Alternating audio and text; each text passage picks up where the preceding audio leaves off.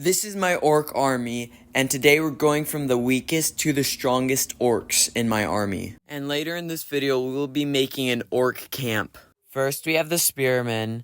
They all use these spears with axe blades on the sides. I found a really cool trick that if the orc holds it in one of their hands, it acts as a sheath for the orc. Next, we have what I like to call the spiky brutes. They all have 4 spiky arms on their backs, which they can use to attack others. These are the rest of the foot soldiers. I gave some of them swords and some of them poles with fire. Next, we have the mounted riders, but before we get into that, I want to explain why these are orcs. The definition of orcs are human-like creatures that are warlike, and they are the same size and shape as humans. And to make these orcs, I took the outsiders from the Marvel series, I took off their gold claws, and I replaced them with black and bullet steel colored weapons.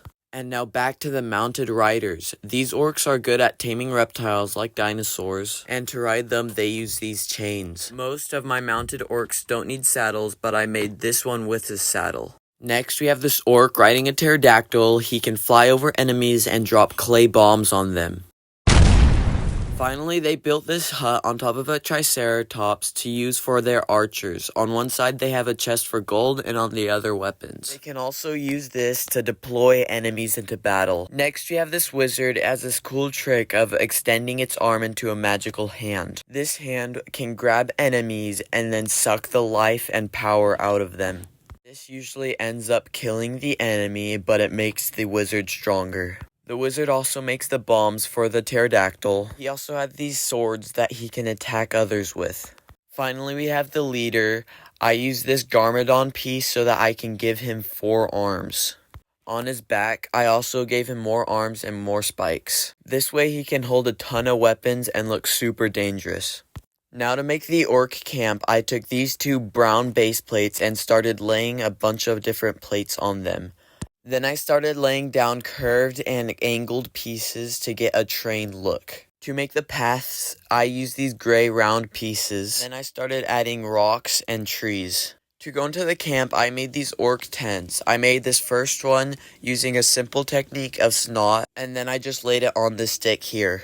This second tent is a lot beefier, and I used these hinge pieces in the inside to get it to be angled. Finally, we have the orc leader's tent.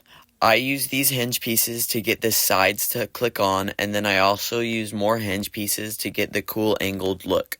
I cut and colored this fabric piece, and I really like how it turned out. To make this pig rack, I used an illegal building technique where I stuck this stud in between its legs. Now we can add the orc tents into the camp. I put the cooking rack here, and I put the fire next to it. Finally, our orc camp is done. We just need to populate it with the orcs.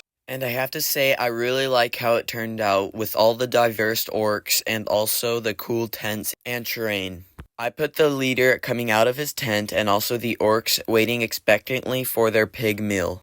Thanks for watching and please subscribe.